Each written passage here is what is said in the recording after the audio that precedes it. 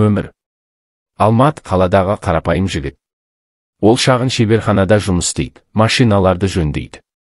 Туғаннан бері қиындық көріп өсті, бірақ ешқашан адал жолдан таймады. Оның арманы өзінің жеке автошеберханасын ашу. Бірақ ақша жоқ, мүмкіндік жоқ. Ол күн сайын таңнан кешке дейін майға батып, машиналардың астында жататын. Бірақ басқалар сияқты оңай жолмен баюды қаламады. Бізде таныста ақша да жоқ дейтін анасы. Қарапайым адамдар үлкен өмірге қол жеткізе алмайды. Алмат бұған келіскісі келмейтін. Ол өзіне сенді. Бірақ өмір оны күтпеген жағдайға алып келді. Кешқұрым Алмат шеберханасын жауып жатқан. Кенет қара түсті қымбат көлік зу етіп келді. Ішінен екі адам түсті. Шефтің көлігі жүрмей қалды, деді біреуі. Қазір тез жөндей аласың ба? Алмат көлікке қарады. Қозғалтқышында ақау бар екен. 1 сағат кетеді, деді ол. Анау екеуі бір-біріне қарады. Жарайды, тездет, деді олар. Алмат ештеңеден күдіктенбеді. Көлікті жөндей бастады. Бірақ машинаның ішіне кіріп, бір нәрсені байқап қалды. Артқы орындықта қару бар еді. Ол бір түрлі сезімде болды. Бірақ сұрақ қоймады. Өз жұмысын істеп көлікті жөндеп берді. Міне, дайын. Анау жігіттер ризашылықпен бас изеді. Қанша аласың? 20 000 теңге, деді Алмат. Бірақ олар оған 100 000 теңге ұстатты. Сен адал жұмыс істейсің, деді біреуі. Мұндай адамдар керек бізге. Олар кетіп қалды. Ал Алмат сол жерде біраз уақыт тұрып қалды. Бұл кімдер болды? Олар не үшін осыншама ақша берді? Осы түннен бастап оның өмірі өзгере бастады. Бірнеше күннен кейін сол қара көлік қайтадан келді. Бұл жолы оның ішінен салқын қанды, беделді ер адам түсті. Ассалаумағалейкум, деді ол. Уағалейкум ассалам, деп жауап берді Алмат. Сен өткен жолы біздің жігіттерге көмектің. Енді саған ұсыныс бар. Қандай ұсыныс? Бізге сенімді механик керек. Біздің көліктерді тексеріп отыратын адам керек. Таза ақша табасың. Алмат ойланып қалды. Бұл заңды ма? Сен тек көліктерді жөндейсің, басқа нәрсеге араласпайсың, деді әлгі адам. Алмат басын изеді. Жарайды, мен келісемін. Осылайша ол алғаш рет мафияға аяқ басқанын білмеді. Алмат үшін жаңа өмір басталды.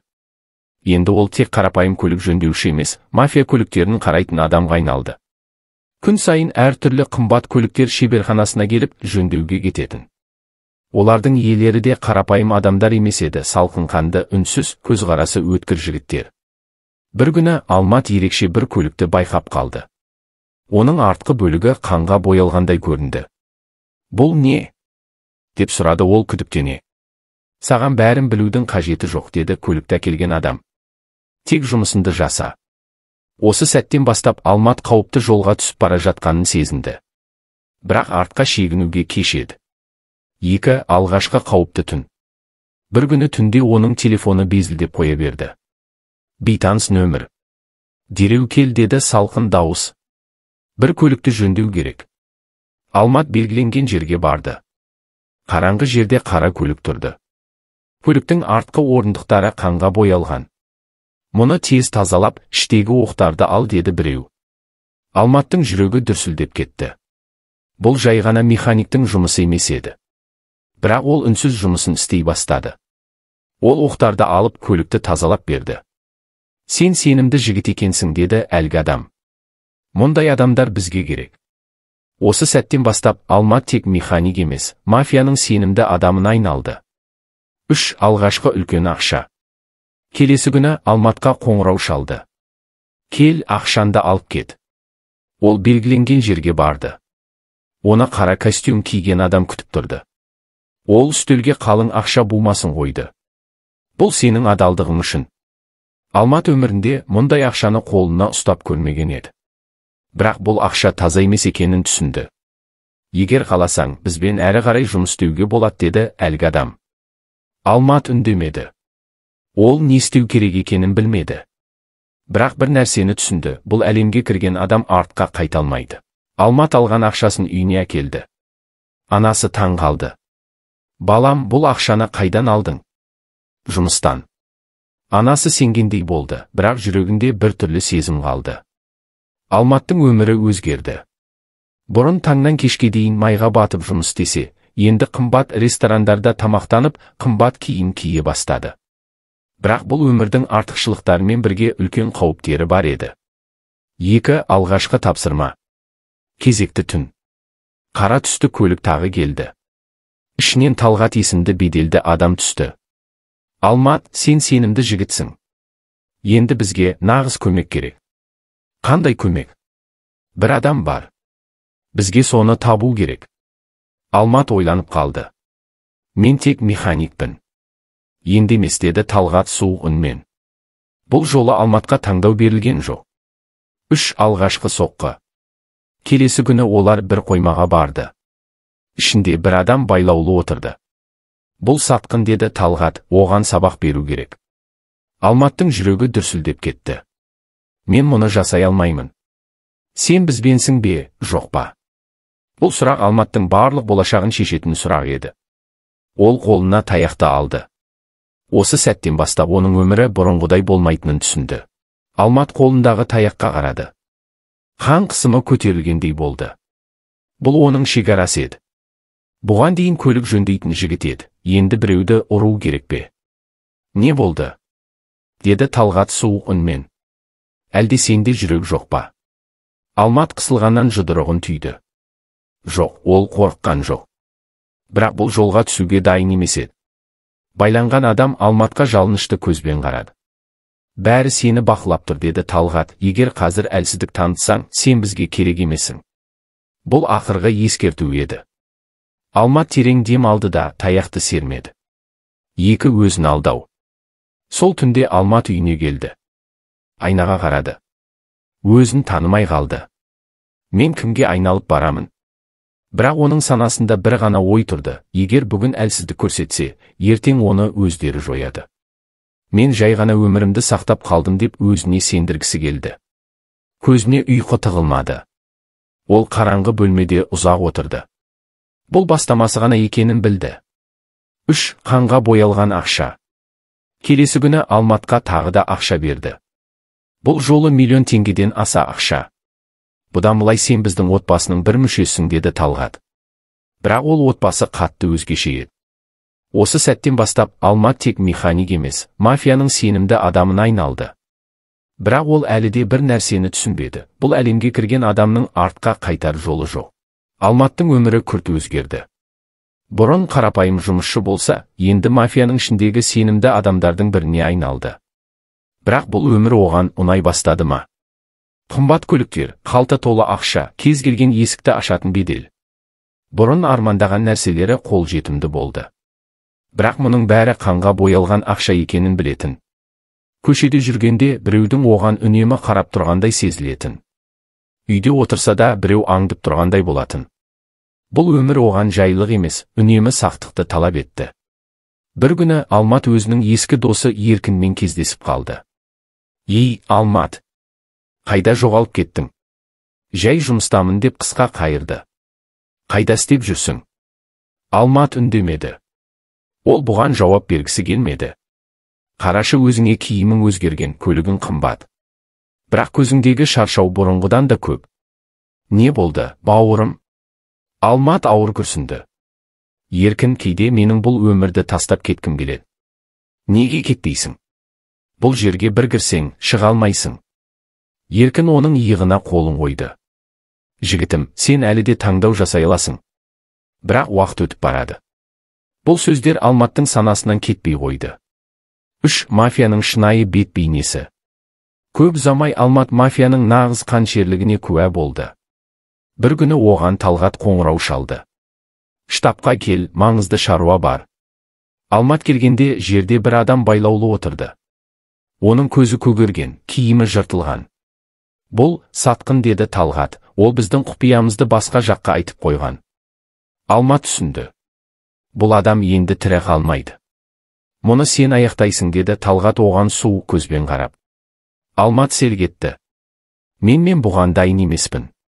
Дайын емесің бе? Деп Талғат күліп жіберді. Кеше ғана біз үшін қанша іс бітірдің. Ал бүгін бір адамды құртудан қорқып тұрсың ба? Алматтың қолына суық қару ұстатты. Егер қазір бұған бармасаң, келесі кезек сенде болуы мүмкін. Ол қолына қарап қалды. Қару ұстаған қолы дірілдей бастады. Ол енді шегіне алмайтынын түсінді. Алматтың жүрегі атқақтап кетті. Ол тапаншаны ұстап көзін тарс жұмды. Бұл соңғы сызық еді. Не болды? Деді Талғат, қолың дірілдеп тұр ғой. Алматтың қолы шын мәнінде дірілдеп тұрды. Бұл кісі өлтіру. Бұл қайтарымсыз қадам. Ол қанша адамды сабап, тапсырыстарды орындаса да, ешкімнің өмірін қимаған еді. Ал қазір. Талғат оған суық көзбен қарады. Сен не, әлсізсің бе? Бізге әлсіздер керек емес. Алмат терең дем алды. Қолындағы тапаншаны баяу төмен түсірді. Мен бұлай жасай алмаймын, деді ол салқын үнмен. Бөлмедегілердің бәрі бір сәт үнсіз қалды. Талғаттың көзі суық жанып кетті.